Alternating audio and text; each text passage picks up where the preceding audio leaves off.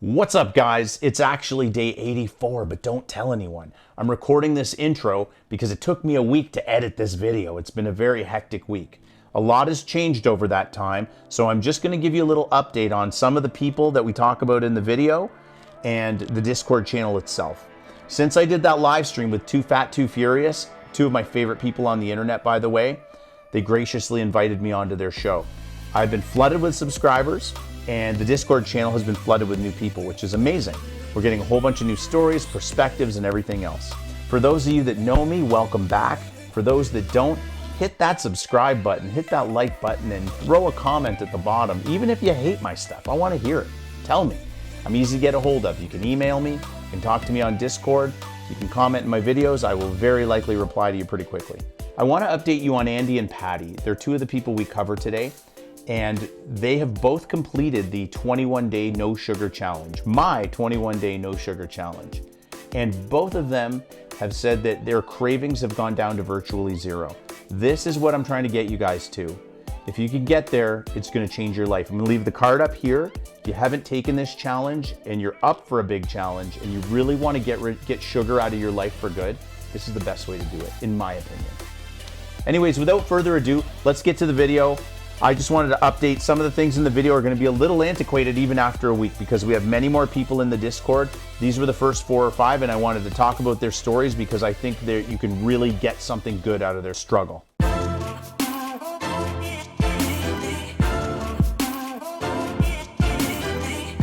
What's up, sugar junkies? Checking in on day 77 of sugar sobriety. Today we're talking about getting the right support network around you when you're trying to fight sugar addiction. Now, could I do this if my household wasn't on board? Maybe, but it would be a lot harder. Could I do this without some of my supportive friends around me and people who are totally on board with this? Again, maybe, but it's harder. Why make this harder on yourself than it needs to be?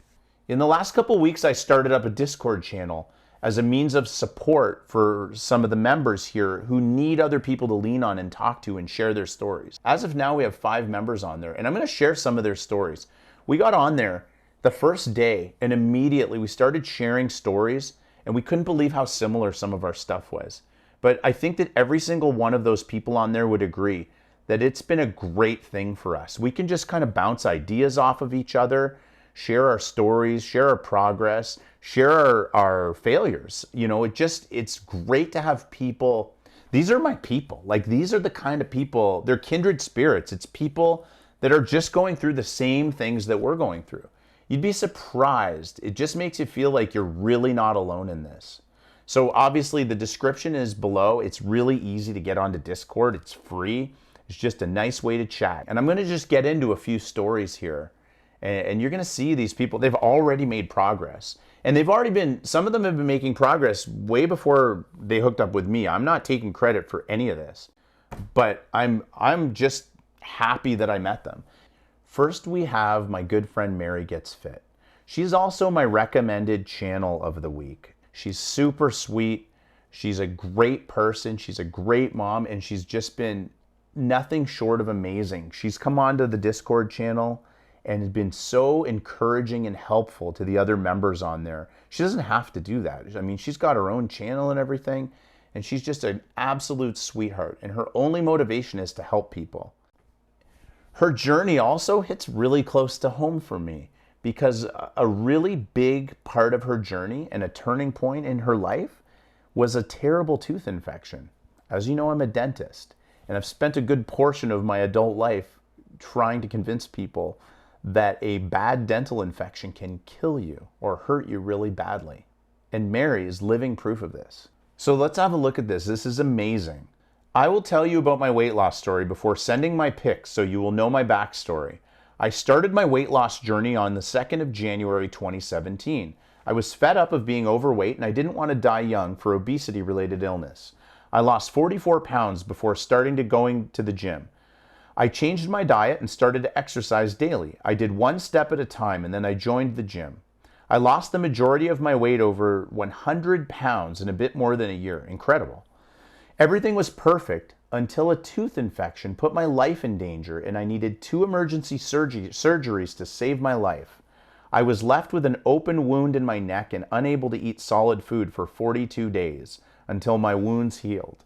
Then my hell started. I did lose control over my ability to resist food. I crave everything, and without even noticing, I fall into a self-destructive path, battling binge eating disorder and body dysmorphia for the past 3 years. I haven't binged since October of last year. Mary, that's incredible. That is a really long time. That's like really something to be proud of. I haven't binged since October of last year and fighting every day to recover my health and well-being. I knew that my big mistake was not working on my mental health. So when I restarted my weight loss journey, I made that a priority. My highest weight ever was 338 pounds. I lost over 140 pounds, reaching my lowest at 195 pounds. When I restarted my journey in October 2020, I was at 288. And I'm currently at 254.3 pounds and more motivated than ever. I know I can do this. That's amazing. The great thing is she was over 300 pounds at one time and now she's down to 254.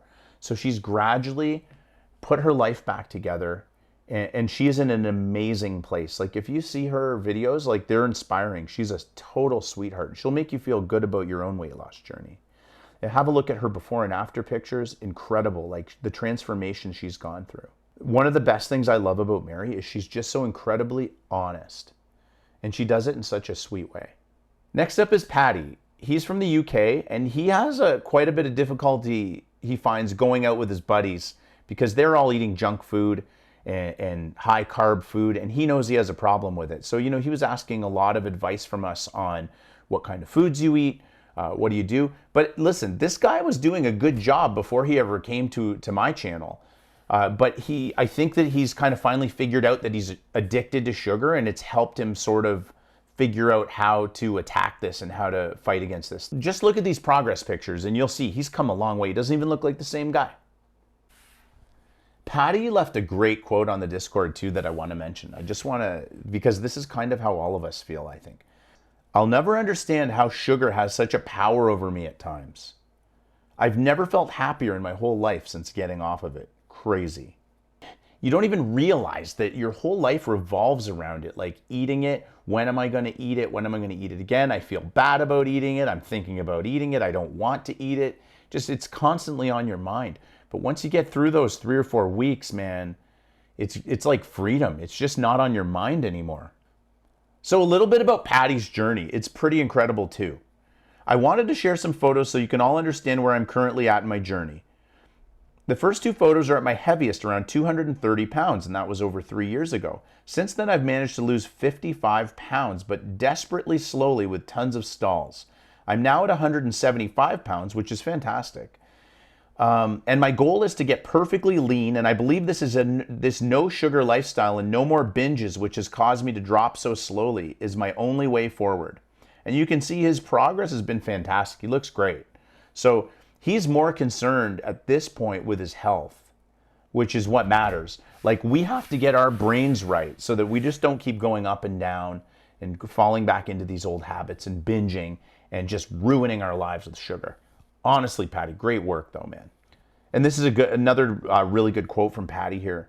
Even last month, I got down to a new low, 2 pounds lighter than now on March 6th, and then ended up having 4 weeks of binging, which is not that long, but you can do a lot of damage in 1 month, and he's going to show you. 4 weeks of binging, and I gained 10 pounds. Thankfully, I got back on track and just have 2 pounds to lose to get back to where I was, but those binges just destroy me.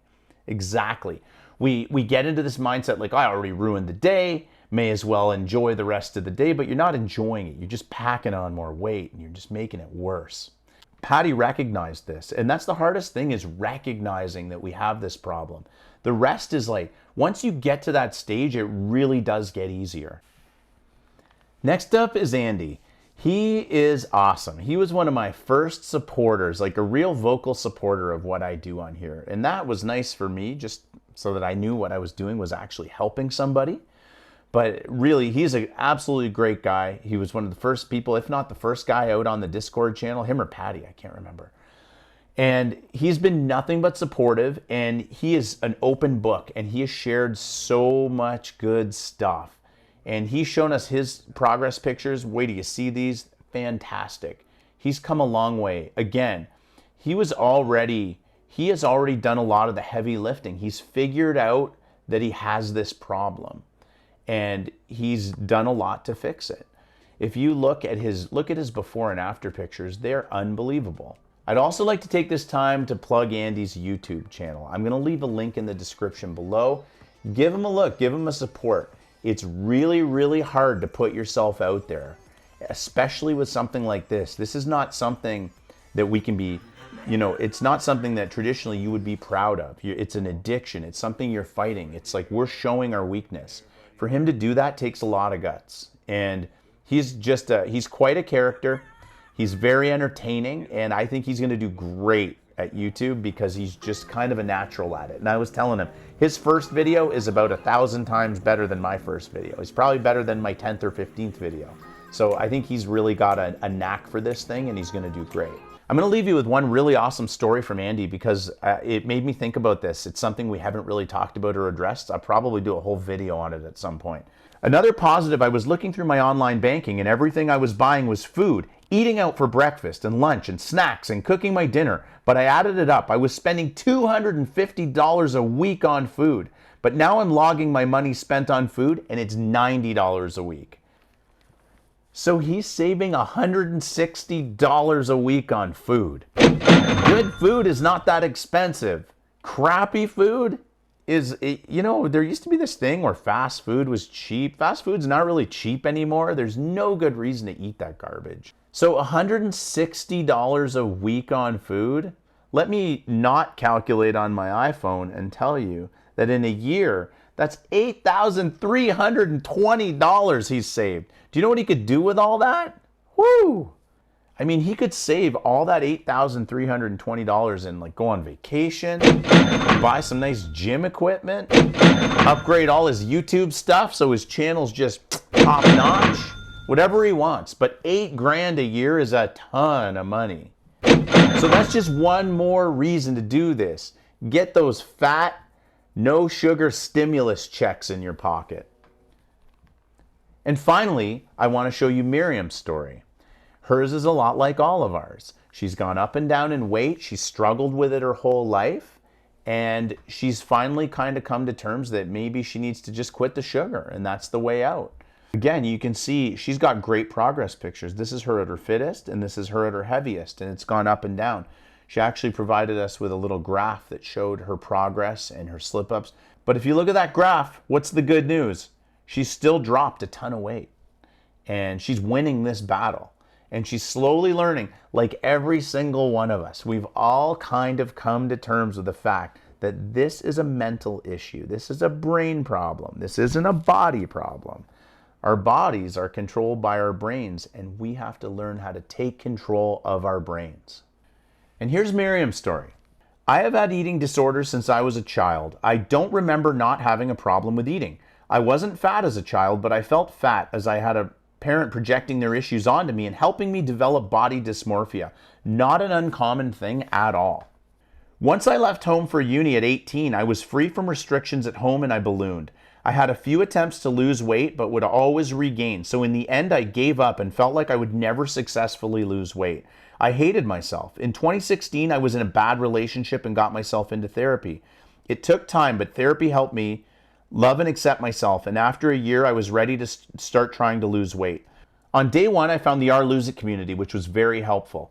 I did CICO and nothing over 5% sugar and continued for 15 months, going from 308 to 185. That's amazing. In that time, I started running and worked my way from 5 kilometers to, in 2019, running a marathon. Unfortunately, 2019 was a bad year weight-wise, and I had let my weight start coming on again, telling myself I was just finding a weight that I could maintain.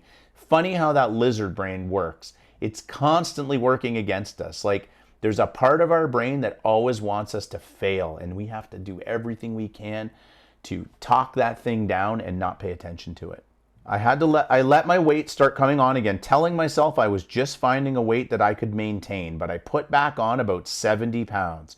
After Christmas 2020, I decided enough was enough and I got back on the wagon. I lost 28 pounds in 2021 so far, just doing CICO. But I got a bit lazy and I haven't really lost over the last month. So now I'm back to cutting out sugar because I know that it is a trigger food for me and it causes me to slide down the slippery slope. I hear you. Currently at 235 and determined to kickstart my weight loss with a 10-week focus first of all. I believe in eating at the calorie level that I will finally settle in on, so I have a generous allowance of 1,700 to 1,800 and want to get used to eating that way forever. Yeah, that's a pretty fair amount, and it's not, you're not crazily restricting yourself. That seems pretty awesome. So Miriam has been doing this long enough to figure out what is working for her and what's not. And that is the biggest part of this battle. This thing is not like a 2-week or 2-month or 6-month struggle. This is a lifelong struggle.